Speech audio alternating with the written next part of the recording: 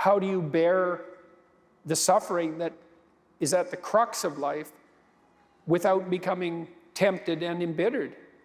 That's really, really difficult. Now, someone might point out, go ahead and be bitter, see where that gets you. And if you have any sense, and generally people have at least some, they know that being sick and bitter is worse than just being sick. And that it's worse, but it's very hard temptation to avoid. Sometimes you want to be bitter just out of spite in some sense, because things are so terrible, all you've got left is your willingness to shake your fist, and say, wow, really? Is this like this many poisonous snakes? Really? That's like, maybe I could have learned with just 1 or 2, not 100.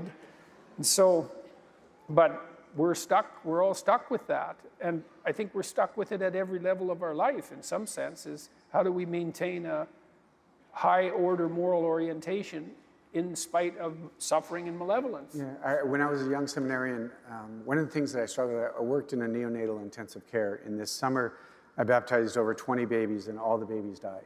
And it was I was a seminarian, I was supposed to have all the answers, right? And they'd come to me and they'd say, tell me real quick, why did this happen?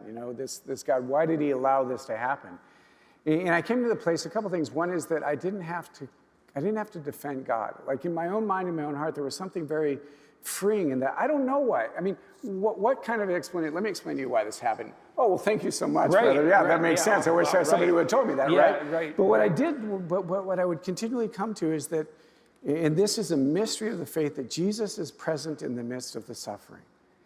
And I tell this story. Actually, the first book I wrote was on freedom. And I spent a lot of time in that Exodus text, because that's the invitation to look at Pharaoh and be freed in that. But that when we're children and we fall down and we scrape our knee, our mom comes and she kisses us and she pats us on the head and said, it's going to be okay.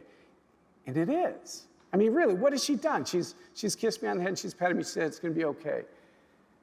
But we grow up and we don't think that's enough anymore. But my experience tells me is that when Christ can do that for me, in the midst of my brokenness, in the midst of my suffering, in the midst of my pain, and remind me that I'm loved, right? I remember sitting in the chapel, it was a Thursday evening as a seminarian, trying to figure all this out, and hearing the Lord breaking in the midst of that and say, Dave, I love you. And I said, well, I appreciate that, but that's not the issue. Let me explain the issue. What am I supposed to tell these people? And he reminds me that I'm loved, and it's enough. It's enough. And it's the Christian mystery of suffering, that it ought not be something that we try to escape, but it's actually an invitation that we continually find Jesus, because I suggest that when we find God in the presence of the suffering, we can find him anywhere. It's easy to find him in a sunset or in a baptism. Take a brand new baby, pour oil all over him and grease him up, and it smells the chrism. It's wonderful. It's easy to find him in that. How about cancer? Yeah, and divorce and infertility? That when we can find, and that it's the mystery of our faith, that God enters the messiness rather than just fixing it from the outside. He enters this and takes this upon himself and transforms it. When we find him there, I suggest we find him anywhere. My experience is that our faith becomes more real, it becomes more authentic, it becomes more present when we can find him in the midst of that.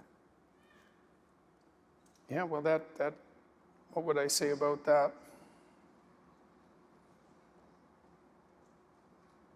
Well, I guess one of the things I would say about that is that perhaps it looks like, we have something difficult to do, as it turns out. We might think, and why wouldn't we, that we would rather that things were easy and pain-free, and fair enough. But that isn't what our life is like. It's extremely difficult. It's difficult to maintain an ethical orientation in the midst of malevolence and suffering. And that means, in some sense, and I suppose this is part and parcel of the Christian story, that we have some divine calling. It's something like that. It's like, and that divine calling is to establish what's good in the midst of what isn't.